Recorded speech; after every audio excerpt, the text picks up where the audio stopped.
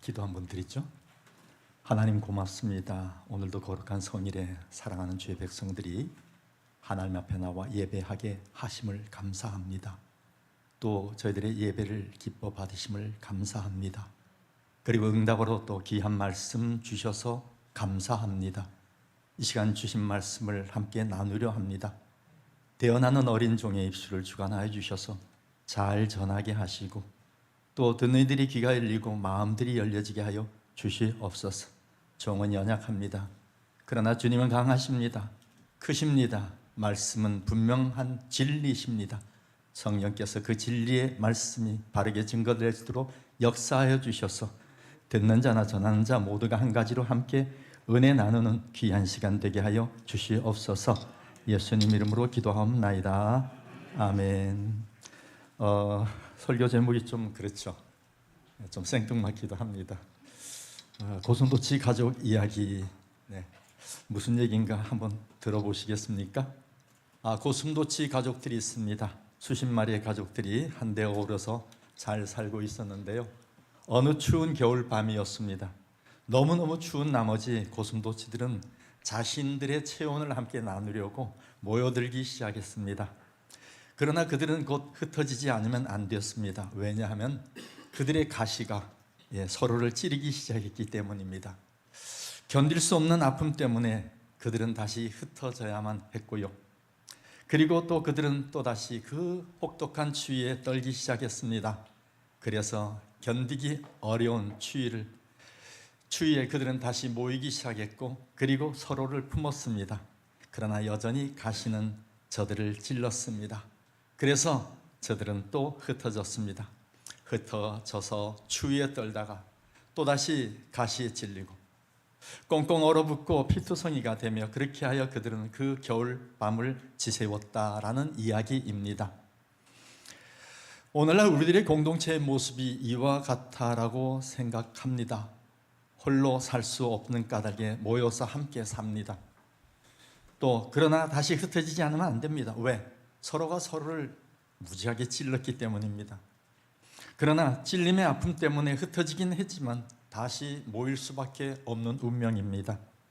이렇게 찔리고 흩어지고 또 흩어졌다 다시 모이고 그리고 또 찔리며 그렇게 살아가는 것이 우리들의 공동체의 모습입니다. 사랑에 굶주리고 또 고독에 떨며 서로가 주는 상처에 피 흘리며 아파하며 그렇게 살아가는 우리들, 이것이 우리들의 가정이요 또 교회고 또 사회가 아닌가 싶습니다. 이스라엘이라고 하는 공동체 우리가 잘 압니다마는 그 민족이 하나님의 언약의 백성이 된 것은 아주 오래전 까마득한 옛날 얘기죠. 그때 하나님은 지극히 작은 한 가정을 택하셔서 언약의 백성으로 삼으셨습니다. 그 가정의 대표자가 아브라함이죠. 그를 갈대아 우르란 땅에서 불러내실 때 하나님은 축복하시고 약속의 민족으로 삼으셨습니다. 어느 날 아브라함이 하나님 앞에 희생의 제사를 드릴 때 하나님은 훗날 그 후손들이 당할 고통과 그리고 그들을 구원하실 언약을 세우십니다.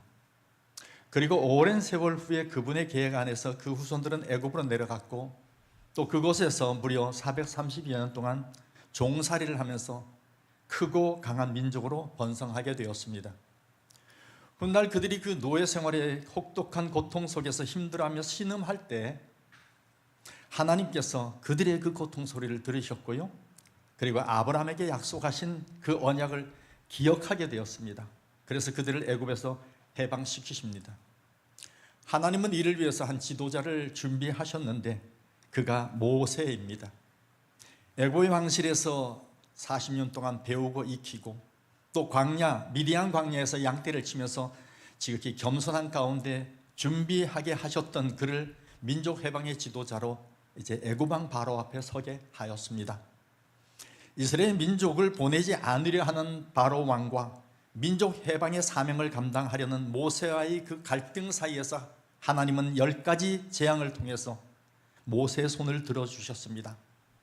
그리하여 이스라엘 백성은 아주 오래전 조상 아브라함에게 하셨던 하나님의 약속대로 430년의 노예 생활을 마감하고 해방을 맞아 또 하나님께서 준비하신 가나안 땅을 향하게 하셨다라고 하는 것입니다.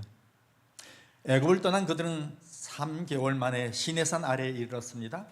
그리고 모세는 시내산에 올라서 밤낮 40일을 하나님과 대면하게 되었습니다. 미디안 광야에서 민족회방의 지도자로 부르실 때 그 호렙산 떨기나무 불꽃 가운데 만났던 그 하나님께서 이제 시내산 꼭대기에서 영광 가운데 모세를 만나시고 출애굽 후 첫 번째 시내산 언약을 주셨습니다. 하나님이 주신 이 언약은 하나님의 백성으로서 살아가야 하나의 규범이었고요, 변경하거나 거역할 수 없는 하나님의 법이었습니다. 모세를 중재자로 하여 이스라엘 백성과 맺으신 이 시내산 언약은 아브라함 이후로 지속되어 온 하나님과의 관계를 정식으로 공식화, 공인하는 성격의 것이었습니다. 그것은 하나님의 무조건적인 구원의 은총, 즉 출애굽의 해방에 대한 이스라엘이 어떻게 응답을 해야 할 것인가 하는 것을 규정하고 있는 자발적인 응답의 체계라, 이렇게 신학자들은 이야기를 합니다. 이러한 성격의 시내산 언약은 크게 보아서 십계명과 언약의 책으로 나누어지고요, 이에 구체적인 시행 방법으로 성막 건축과 레위기의 제사법 규정을 그 뒤를 따르는 것을 보게 됩니다. 성경에 따르면 하나님은 성전에서 그 백성들을 만나고 제사를 통하여 영광을 받으시며 그리고 거기서 백성들을 복주시기를 원하십니다. 그렇습니다. 하나님은 택한 백성들을 만나기 위해서 성전을 짓게 하셨고, 그리고 그 사람들을 더 가깝게 만나기 위해서 레위기의 제사법을 제정하신 것입니다. 자, 오늘 본문 중 출애굽기의 내용은 그 언약 중에 그들이 가장 먼저 실천한 일, 곧 성막 짓는 일에 대한 설계입니다. 성막 건축에 대한 하나님의 설계도의 일부가 본문의 말씀이고요, 그리고 그 상세한 지시의 말씀과 그것을 실행하는, 건축하는 그러한 내용이 출애굽기의 후반 그리고 끝까지 기록되어 있는 것을 보게 됩니다.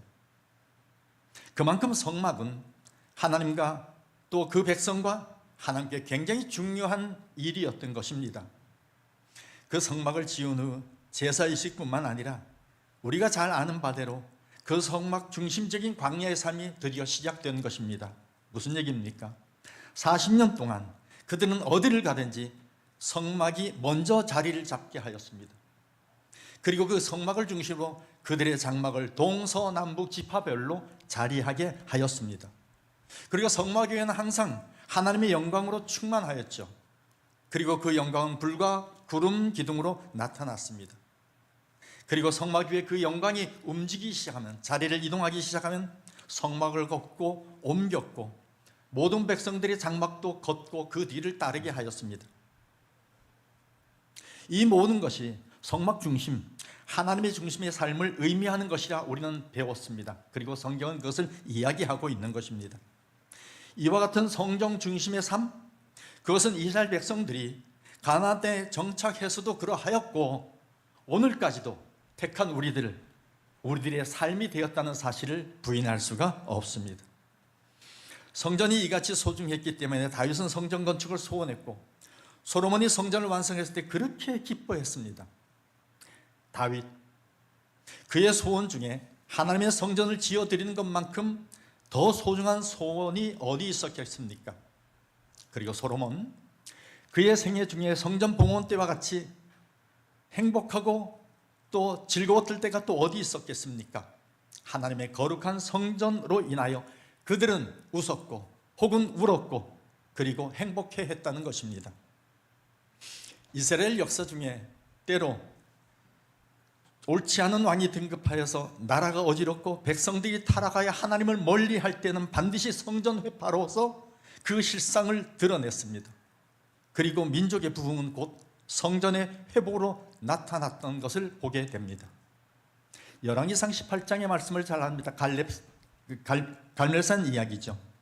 거기에 기록된 하나님의 선지자 엘리야가 우상 선지자들과의 갈등을 극복하고 갈멜산에서 이룩한 영적인 승리의 한 방법도 먼저 무너진 제단을 수축하는 것으로부터 시작했던 것을 우리는 기억합니다. 이스라엘 민족은 이방의 나라에서 70년간 포로 생활을 하였죠. 바벨론 포로기라고 이야기를 하는데, 고향을 떠나 이역만리로 끌려간 그 포로 생활의 슬픔 가운데 가장 큰 아픔은 포로의 고통이나 혹은 고국을 떠난 외로움, 그 이전에 예루살렘 성전과 그 성벽이 회파되었다는 소식입니다. 그래서 에스라도 느헤미야도 이를 위해 혼신의 힘을 쏟았고요, 그리고 성전 재건과 성벽 수축을 위해서 최선을 다해 충성하였던 것을 볼 수가 있습니다. 예수님의 부활 이후에 성전은 교회로, 제사는 예배로 그 이름과 기능의 변화를 가져오기 시작했습니다. 그리고 성전 곧 교회의 참 의미는 외형적이며 가시적인 건물이 아니라 택함받고 구원받은 성도들의 모임임을 일컫게 되었습니다. 어느 날 예수님이 제자들과 함께 가이사랴 빌립보 지방에 가셨습니다. 제자들과 함께 그곳에 가신 이유는 그들의 신앙을 확인하고 그 고백을 듣기 위한 것이었는데요, 당시 빌립보 지방에는 수많은 우상들의 신상들이 세워져 있었습니다. 로마 군대의 본영이 있었기 때문에 로마 황제를 우상화하는 황제상도 있고 로마가 섬겼던 많은 우상들이 다 세워져 있었던 겁니다. 그렇게 수많은 우상들을 보여주신 주님은 제자들에게 물어봅니다. 사람들이 나를 누구라 하더냐? 이 질문은 뭡니까?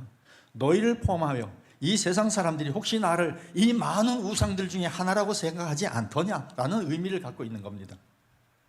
제자들은 대답합니다. 더러는 세례 요한이라고, 더러는 엘리야, 어떤 이는 예레미야나 선지자 중에 하나라고 하나이다.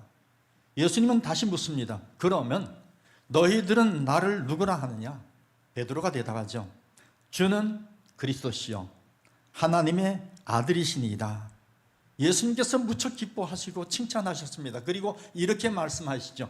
내가 네게 이르노니 너는 베드로라. 내가 이 반석 위에 내 교회를 세우리니 음부의 권세가 이기지 못하리라 라고 말씀하셨습니다.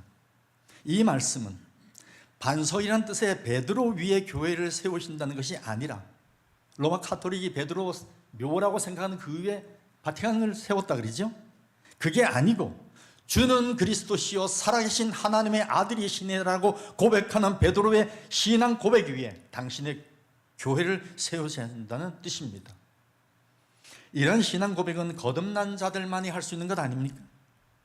그래서 그 신앙 고백을 하는 사람들의 모인 공동체, 곧 예수 그리스도를 믿고 거듭난 사람들이 모인 그 모임이 바로 교회라고 하는 것이지 건물이 교회가 아니라는 말씀이죠. 그리고 예수님 부활 이후 가장 모범적인 교회의 모습은 어디에 나타납니까? 우리가 잘 아는 바대로 사도행전 2장의 교회였습니다. 그 교회는 오순절 성령의 충만을 받은 사람들이 모여서 시작되었죠. 예수님께서 부활하시고 40일 동안 제자들과 함께 계시다가 예루살렘 근교 감람몬이라는 곳에서 승천하시면서 이렇게 말씀하셨습니다.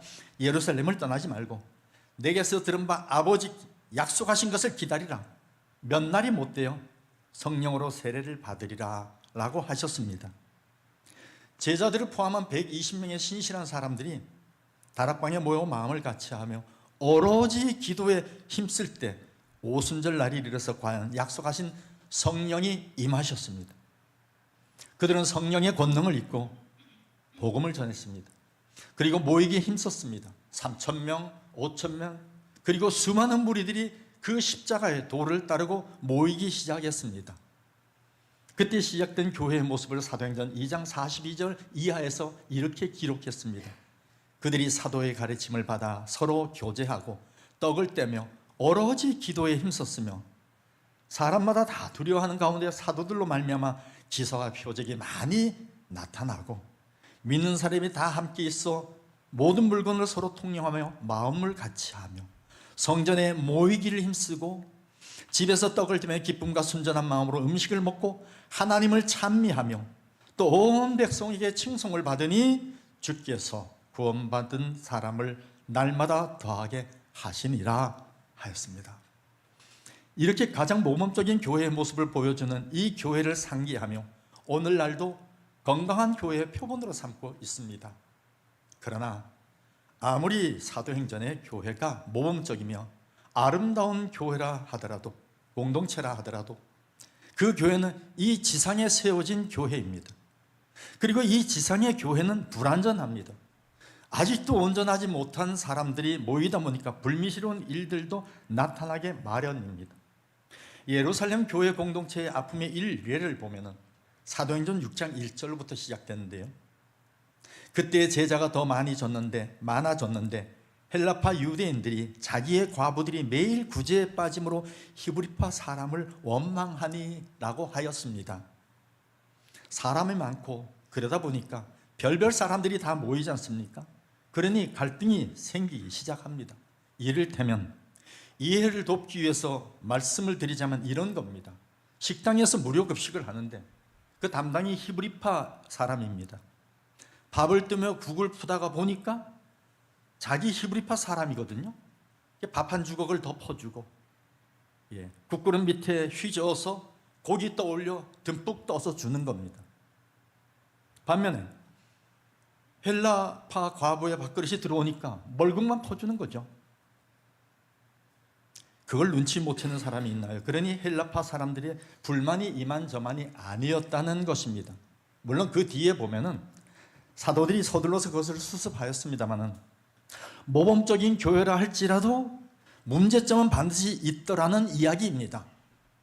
그래서 서로 찌르고 상처 입고 다투게 되는 것이죠. 예루살렘 교회로부터 시작하여 복음이 땅끝까지 퍼지면서 사도 바울을 통해서 아시아 구라파 지역에 교회가 세워지기 시작했습니다. 빌립보 교회, 에베소 교회, 그리고 고린도 교회 등등 그런 것들이죠. 그 중에 사도 바울께서 특별히 사랑과 애착을 가지고 세운 교회가 고린도 교회였습니다. 그는 그 교회를 위하여 많은 기도를 했고 사랑과 관심을 집중하기도 했습니다. 사도의 이와 같은 헌신으로 하나님 은혜가 임하사 고린도 교회가 얼마나 부흥이 되었는지요. 그 수가 넘쳐나게 되었고 성령의 역사가 나타나기 시작했습니다. 각양의 성령의 은사가 드러났고 성령의 능력이 나타났단 말입니다. 그런데 그러한 교회도 즉 사도 바울의 기도와 해산의 수고로움으로 세움받아 날마다 부흥하는 교회요, 성령의 역사와 능력과 은사가 강하게 드러나는 고린도 교회도 말할 수 없는 문제 속에 휘말리게 되었다는 이야기입니다. 고린도전서 1장 11절에서 13절의 말씀을 보면 내 형제들아 글로의 지편으로서 너희에게 대한 말이 내게 들리니 곧 너희 가운데 분쟁이 있다는 것이라. 너희가 각각 이르되 나는 바울에게, 나는 아볼로에게, 나는 게바에게, 나는 그리스도에게 속한 자라 하는 것이니 그리스도께서 어찌 나뉘었느뇨? 바알이 너희를 위하여 십자가에 못 박혔으며 바울의 이름으로 너희가 세례를 받았느뇨? 라고 하였습니다. 고린도 교회에서 발생한 문제가 분단과 파당이었다는 이야기인데요. 또 고린도전서 12장에 보면 성령의 은사들이 기록되어 있지 않습니까? 그들이 받은 성령의 은사가 그 은사들로 서로가 자랑하며 거기서 또 갈등이 생긴 겁니다. 내가 받은 은사가 더 낫고 너희 것은 못하다는 것이죠. 이러한 분위기 속에 고린도 교회는 분열되고 말할 수 없는 아픔과 갈등 속에 휘말리게 되었다는 것입니다.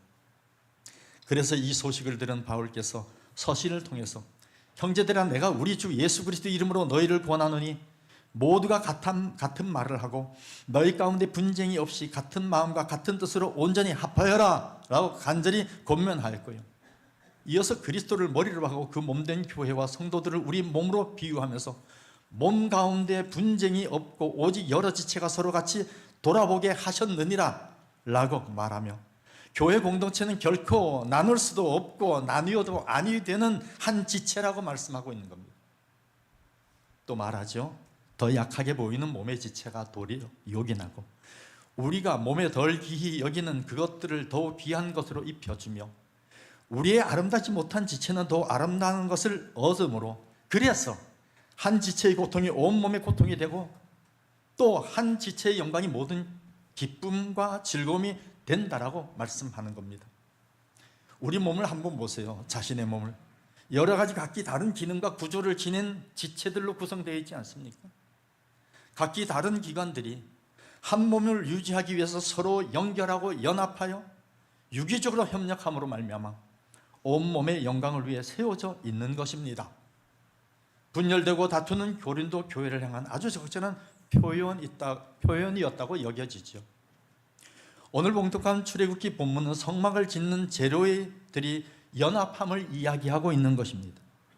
25장으로부터 시작하여 모든 본문의 여러 가지 성막의 제조의 재료들이 상당히 많이 또 여러 가지로 종류로 기록되어 있는 것을 볼 수가 있습니다. 특히 오늘 봉독한 본문에서 중요한 것은 공통적인 의미를 가진 단어들을 발견하게 된다는 것입니다. 그것 때문에 본문을 제가 선택했는데요, 보니까 이런 단어들이 나열되어 있습니다. 그리고 반복됩니다. 연결, 이어, 서로 마주보게, 같게, 하나 등 그런 것들입니다. 이런 단어들이 반복하여 많이 표현되는 것을 볼 수가 있지 않습니까? 성막을 짓는 데는 각기 다른 재료들이 있습니다. 그것들 그냥 두면은 전혀 조화롭지 못하고 그 어떤 형태의 구실과 기능을 할 수 없는 그런 것들입니다. 이와 같은 연합과 연결을 통해서 드디어 완성된 성막의 모습을 드러나게 된다는 이야기입니다. 이것이 오늘날 우리들의 교회의 구성원이라는 성도들의 연합을 상징하는 것입니다. 보세요. 우리는 각양의 개성이 다른 사람들입니다. 생각과 행동이, 삶의 양상이 다른 사람들입니다. 개개인의 인격이나 성향이 같은 사람은 하나도 없고 그러한 사람들로 모였습니다. 마치 성막의 재료와 같은 것들이죠. 성막의 재료들을 보십시오. 한때는 이방 애굽 사람들의 소유였습니다. 그러나 하나님께서 애굽인들로 마음을 움직여 출애굽하는 이스라엘 백성들에게 건네주게 하였던 것들이죠. 혹은요, 시내산 밑에서 금송아지 우상을 만들기 위해서 드려졌던 그런 제물이기도 했습니다. 여인들이 치장을 하고 사치하기 위해서 금은 폐물, 그리고 거울 등 이러한 것들이 하나님의 성막을 위해서 드려졌더니 거룩하게 되었다는 것입니다. 교회는 이러한 성막의 재료 같은 그러한 사람들이 서로 연결하고 연합하고 하나 되고 이어져서 그리고 마주대하고 같게 하여 공동체를 만드는 것이죠. 아름다운 공동체는 각기 다른 성도들의 조화와 연합입니다. 이 연합이 잘 되어질 때 사도행전 2장의 교회가 되는 것이고, 그러하지 못할 때는 사도행전 6장의 예루살렘 교회의 지체 간의 아픔과 고린도 교회와 같은 공동체 내의 갈등과 분열이 생겨나게 되는 것입니다. 사도 바울께서 에베소서 4장 11절 이하에 이렇게 말씀하십니다. 그가 어떤 사람은 사도로, 어떤 사람은 선지자로, 어떤 사람은 복음 전한 자로, 어떤 사람은 목사와 교사로 삼으셨더니 이는 성도를 온전하게 하며 봉사의 일을 하게 하며 그리스도의 몸을 세우려 하십니다. 그리스도의 몸을 세우게 하여 각 지체, 각 직분을 주었다는 이야기입니다. 이어서 오직 사랑 안에서 참될 것을 하며 범사에 그에게까지 자랄지라. 그는 머리니 곧 그리스도라. 그에게서 온 몸이 각 마디를 통하여 도움을 받음으로 연결되고 결합되어 각 지체의 분량대로 역사사 그 몸을 자라게 하며 사랑 안에서 스스로 세우느니라 하였습니다. 에베소서 2장 20절 이하에도 이렇게 말씀하십니다. 너희는 사도들과 선지자들의 터 위에 세우심을 입은 자라. 그리스도 예수께서 친히 모퉁이 돌이 되셨느니라. 그 안에 건물마다 서로 연결하여 주 안에서 성전이 되어가고 너희도 성령 안에서 하나님이 거하실 처소가 되기 위하여 예수 안에서 함께 지어져 가느니라. 소개해드린 에베소서 두 부분의 말씀 속에서도 도움받고 연결되고 결합되고 서로 연결하여 그리고 세우고 함께 지어간다는 단어가 반복되는 것을 볼 수가 있습니다. 주님이 모퉁이 돌, 즉 기준과 표준이 되고 그리하여 힘과 능력이 되시고 연약함을 보충하고 도우십니다. 아무리 보아도 노력하여도 함량 미달이고 정결하지 못해서 허물진 우리들이지만 그리스도 예수 안에서 모퉁이 돌 대신 그분과 연합하여 한 장 한 장 벽돌과 재료가 되어 그분과 그리고 각각의 지체가 함께 지어져 그리스도의 몸 곧 하나님의 성전을 세운다는 말씀입니다. 이 땅의 교회는 지어져가는 그리고 지어져 나가야 할 미완성의 것입니다.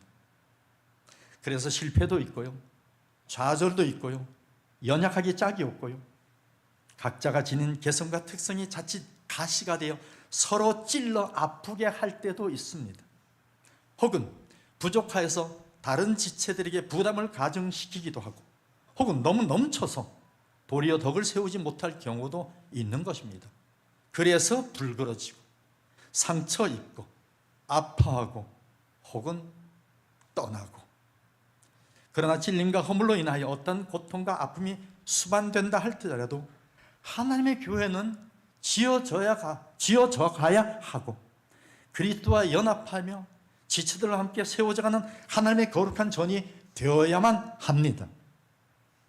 아픔의 모래알을 품어서 영롱한 진주를 만드는 진주조개와 같이 상처에서 흐른 송진이 호박을 만들듯이 대나무의 마디마디가 곧게 높이 강하게 자라게 하는 것처럼 서로의 상하게 하였던 아픔이 도리어 요긴하고 보배로운 것이 되기까지 세워져가는 일에 힘써야 할 것입니다.